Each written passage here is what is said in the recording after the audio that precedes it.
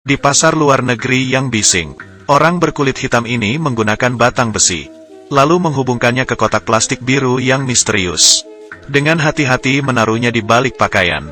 Mengeluarkan jam tangannya, menghitung mundur 1 menit, berjalan menuju kerumunan orang, melempar kotak itu ke kaki mereka. Kotak plastik melepaskan suhu tinggi, membuat ledakan besar di langit. 6 orang tua di sana, semuanya tewas. Dia dengan cepat mengeluarkan pistolnya, dan menembak pria itu, mengambil pistol, dan membersihkannya, kemudian menaruhnya di tangan seorang pria tua. Membuat adegan seperti perang antar geng. Aksinya sangat profesional. Nama pria itu adalah Ergazi. Ia adalah seorang pembunuh bayaran yang top. Keahlian yang baik, membuatnya terbaik sebagai pembunuh. Dia membidik pria ini, mengambil pisau dengan indah, menembak tepat sasaran. Setelah berhasil, dari tuannya, dia mendapatkan $60,000 US, tapi majikannya memberi pekerjaan lain. Menyuruhnya untuk terus memburu orang jahat. Ternyata target selanjutnya, pembunuh anak perempuannya. Pengusaha ini terus memburu orang jahat. Balas dendam untuk putriku. Bahkan lebih parah, selama Ergazi berhasil mengatasi orang jahat, dia akan memberikannya $100,000 US. Ergazi langsung setuju. Dia menemukan pedagang senjata di pasar gelap. Xiao Hung Mao melihat pelanggan besar yang datang. Dia membawanya ke gudang senjata. Di dalam banyak sekali senjata profesional. Setelah beberapa saat memilih, dia memilih senjata Super AWM. Dilengkapi dengan 15 jenis lensa. Membunuh dengan tidak terlihat. Dia membawa senapan AWM-nya. Membawa sekotak bekal. Bersembunyi di sebuah menara tua. Membuka lantai, bersembunyi di bawah lantai. Kemudian menutupnya kembali ke tangga bawah. Sengaja menendang anak tangga. Mencegah seseorang untuk menyerangnya. Dari jendela sebuah pagoda kuno berada tepat di seberangnya. Adalah tempat karaoke. Dia ingin memburu orang jahat di sini. Tepat ketika dia merasa semua sudah dipersiapkan. Dan akan makan. Saat siap beraksi, ada seorang gadis dengan pakaian biru. Mengikuti gadis cantik itu. Kemudian dia menemukan. Wajahnya pucat karena kaget. Bertanya Xiao Mei kapan dia akan datang. Gadis cantik dan nakal. Dia berkata dia sudah mengikutinya sejak lama. Dia juga kejam, mencekik tenggorokan wanita itu, mengangkatnya ke udara. Kemudian dia membawa wanita itu dan mengikatnya ke sebuah tiang, membungkam mulutnya dengan kaos kaki, agar ia tidak bisa bicara. Tapi melihat wanita yang cantik itu, dia dengan cepat berubah pikiran, melepaskan ikatannya, membiarkannya membersihkan wajah, kemudian mengikatnya kembali, dan menyuruhnya untuk tidak berbicara. Tapi wanita itu memberitahunya, setiap orang harus ditebus. Dia juga harus ditebus. Setelah selesai berbicara, tiba-tiba muncul sekelompok orang di depan pintu karaoke. Mereka mulai menembaki penjaga gedung. Banyak percikan api. Dia dengan cepat menyiapkan AWM, membidiknya, dan menembak dengan cepat. Itu adalah seorang teman masa kecilnya. Dia bersiap untuk pergi. Tetapi di dalam mobil, dengan senjata AWM-nya, semuanya berbuah baik. Lebih menakutkan, dia memasang peredam. Jadi tidak ada orang yang tahu dia di mana. Setelah pertempuran besar, seluruh tempat karaoke menjadi tenang. Tetapi gadis itu berkata padanya, membunuh orang itu tidak benar. Dia tidak berbicara omong kosong. Mengangkat pistol dan membidik seorang biksu. Memberitahu gadis itu, karena membunuh biksu dan orang jahat, tidak ada perbedaan. Gadis itu langsung menghentikannya, memohonnya untuk tidak membunuh biksu. Pria itu bertanya di mana alamatnya. Dia ingin mengirimnya pulang. Kemudian gadis itu membawanya ke sebuah bukit sampah. Ini adalah rumahnya. Dia sangat terkejut, karena gadis ini pasti akan sakit.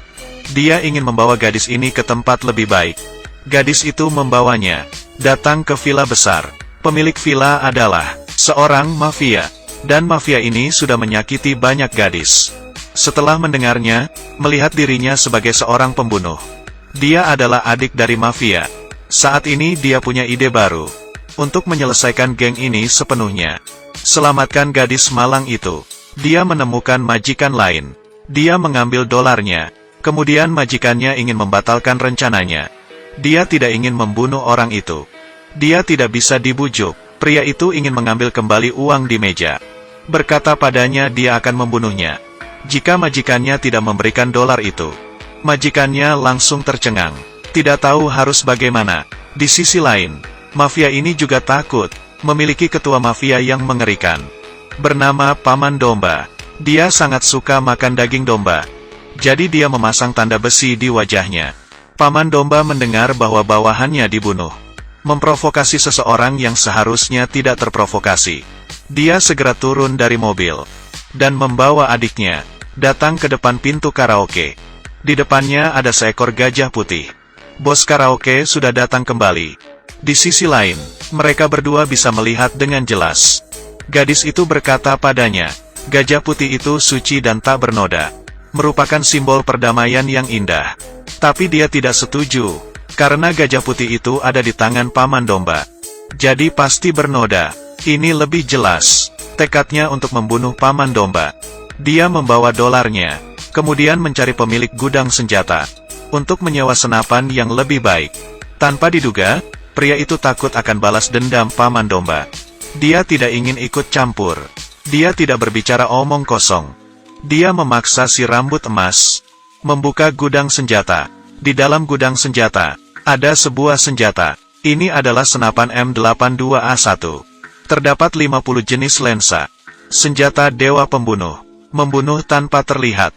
Dia segera menyewa senjata ini. Ia memberikan pistol secara gratis. Setelah mengambil senjata, dia kemudian memukul wajahnya, merusak hidungnya. Dia kemudian membawa senapannya ke gedung tua. Di depan gadis itu, dia mengasah pelurunya. Ini bisa membuat peluru lebih mematikan. Mempersiapkan semuanya, dia datang ke seberang villa Paman Domba, menyiapkan posisinya, mengamati pihak lain. Kemudian dia menemukan asisten Paman Domba yang sedang menyakiti dan membunuh seorang gadis malang. Ergazi menjadi marah.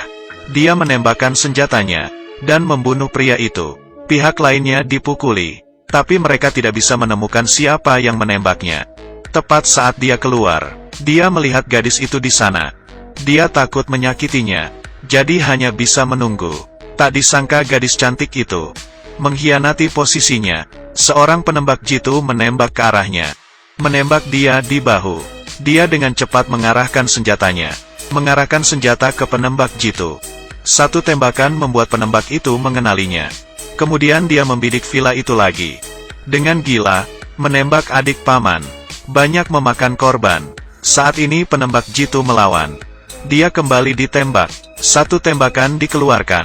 Ini membuatnya kesal, membawa senapannya, membidik satu sama lain. Tanpa diduga, pihak lain juga kejam, membidiknya dengan sempurna. Jadi dia hanya bisa bersembunyi, kemudian bergegas ke lantai bawah. Tetapi saat di tempat sang adik, dia sudah dikepung. Tidak ada cara baginya untuk kabur. Tapi karena dia hitam, ini menjadi keuntungannya. Dia bersembunyi di belakang tempat sampah, dengan mulus lolos dari pengejaran, mengambil sebuah truk, dan kabur membawanya. Pihak lain tiba-tiba menghadap ke truk itu. Semua mencoba menembakinya, tapi tidak ada kerusakan sama sekali. Setelah kabur, dia menemukan sebuah tempat yang aman. Dia kemudian membuka bagasi truk. Di dalamnya ada banyak gadis. Tapi gadis-gadis ini semuanya ada luka. Luka yang sangat parah.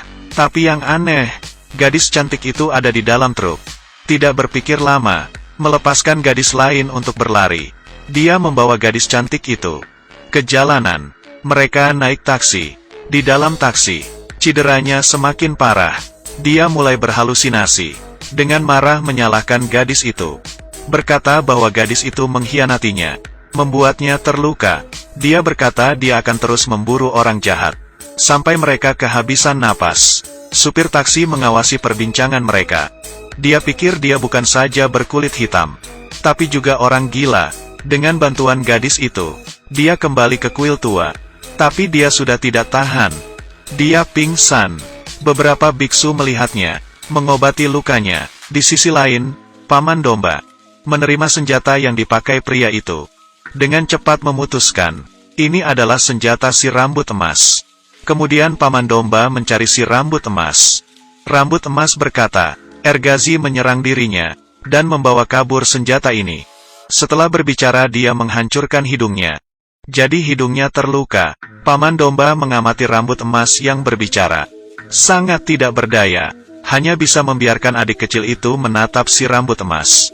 Dan di dalam kuil, Ergazi tersadar. Ergazi, seorang pria kulit hitam, terluka tergeletak di tanah. Gadis kecil cantik tersenyum jahat. Cepat mendekatinya. Tiba-tiba melayang di udara. Seluruh wajahnya dengan cepat berubah menjadi putih. Ia sangat ketakutan. Dia dengan cepat bangun. Ternyata itu hanyalah mimpi. Dia menemukan simbol aneh tergambar di sekujur tubuhnya. Ada beberapa biksu yang duduk di sebelahnya. Sambil bernyanyi, dia merasa lebih kuat. Lukanya sudah lebih baik. 90% kekuatannya sudah pulih. Dia merasa sangat senang. Dia membungkukkan badannya. Dia naik ke sebuah gedung tinggi. Dengan cepat menghabisi dua orang bawahan paman domba. Membantu rambut emas kabur. Kemudian rambut emas membawanya ke gudang senjata. Memberinya senapan jarak dekat. Cabre Scavenger. Dia memegang senjatanya. Kembali ke pagoda kuno. Membuat moncong peredam. Moncong ini tidak hanya meredam suara, dapat meningkatkan area peluru. Segera dia mengambil senjata dan berpura-pura sebagai pemulung. Datang ke toko majikannya. Kemudian dia melihatnya. Identitas majikannya tidak sederhana. Dia mungkin sudah diperalat. Benar saja, ketika dia tiba di rumah majikannya, dia diserang oleh bawahan musuhnya. Tapi dengan kekuatan di tangannya, di koridor, dia menghabisi semua lawannya, menghancurkan tempat itu, memaksanya masuk ke ruang majikannya. Majikannya melihat dia sangat ketakutan dan gemetar. Kemudian mengarahkan pistol ke arahnya, dan menyuruhnya membuka brankas. Kemudian dengan cepat memasukkan uang dolar. Tetapi majikannya tidak berhenti. Dia mengambil sebuah foto, dan menyuruhnya untuk membunuh orang di foto. Ternyata orang ini adalah kakak yang membantu orang hitam itu. Paman domba dan paman Cumin. Dia tidak berbicara omong kosong. Memegang foto paman itu, kembali ke gedung tua. Malam hari dia membawa senjata AWM. Mencari sebuah pohon. Bersiap untuk membunuh. Kemudian dia melihat. Di depannya ada seorang gadis. Kemudian angin muncul dari bawah. Dan berhembus ke badannya. Ini sangat aneh. Ini adalah simbol keajaiban. Dengan sangat cepat, merubahnya seperti dewa. Kemudian pria ini melihatnya, muncul dengan sekelompok laki-laki. Dia langsung menyerangnya, memegang senapan sniper, menembak dengan gila. Adik paman Cumin jatuh ke tanah. Selesai menembak peluru dengan sniper, dia mengambil senjatanya, kemudian bergerak menyerang yang lain. Alhasil, hanya tinggal adik itu. Paman berdiri di tengah hutan, menggigil ketakutan, tanpa berkedip, menyeka leher paman Cumin. Tiba-tiba seekor gajah putih muncul. Dia kemudian tersadar, diri sendiri sedang bermimpi, membunuh paman Cumin. Gadis itu ada di depannya, bertanya padanya apa yang terjadi. Dia memberitahu gadis itu, gajah putih memberinya pencerahan, untuk menyuruhnya pergi dari negara ini. Suara itu baru keluar, dia segera berkemas, dan pergi ke bandara. Dia menghubungi rambut emas, menyuruhnya untuk menjaga gadis itu, mencarikan pekerjaan yang baik untuknya. Tapi pria rambut emas sudah dikuasai oleh paman Cumin, mengatakan padanya bahwa gadis itu sudah tidak ada. Mendengar hal itu, segera pergi kembali ke kuil. Melihat seluruh biksu dibunuh, gadis cantik juga menghilang. Dia menjadi sangat marah. Dia mengendarai mobil menerobos pintu rumah paman domba, menembakkan pistolnya dari mobil, menempelkan pistol ke kepala paman domba. Kamu ingin menggunakan dolar, mengubah kehidupan para gadis. Paman domba langsung setuju. Saat ini majikannya tiba-tiba muncul dengan rambut emas. Ternyata majikannya adalah anak dari paman domba. Memburu paman ini untuk mengalahkan rintangan, menjadi mafia. Majikannya melihat hal itu, mengangkat pistol ke arah Ergazi. Ia ingin memprovokasinya untuk membunuh paman domba, lalu membunuh paman ini, merebut kekuasaan. Tapi rambut emas ada di belakangnya, menembak dia. Paman domba juga kejam, anaknya tewas, tapi ia sama sekali tidak panik. Menerima pisau Ergazi, menyerahkan sekelompok gadis. Tapi di antara mereka, tidak terlihat gadis cantik itu. Dia bertanya pada paman domba, di mana gadis itu? Memberitahunya bahwa gadis cantik itu Dengan mengeluarkan sebuah foto, Ergazi tercengang. Dia baru menyadari bahwa gadis itu adalah hantu, atau seseorang yang ia bayangkan. Membuatnya sedikit tersesat, membiarkan rambut emas pergi, membawa banyak gadis, meninggalkan tempat ini. Tetapi saat di tengah perjalanan, dia membawa senjata AWM, ingin kembali ke villa lagi. Setelah berburu dengan panik, Paman Domba dan yang lainnya sudah kehabisan napas. Karena dia ingat sampah itu. Sangat jelas, Paman Domba membunuh gadis itu, dan membuangnya ke pembuangan sampah. Jadi dia kembali untuk menemukan Paman Domba, balas dendam untuk gadis itu. Itu dia, Ergazi, pemuda berkulit hitam, yang menghabisi mafia Paman Domba, juga mendapat hidup baru. Sejak itu, Ergazi hidup baru, memburu orang jahat itu. Hidup bahagianya sudah berakhir. Hantu tidak selalu membuat orang takut, bisa juga sebagai wanita cantik. Film ini lebih dari sekedar film aksi. Banyak fantasi yang ditambahkan.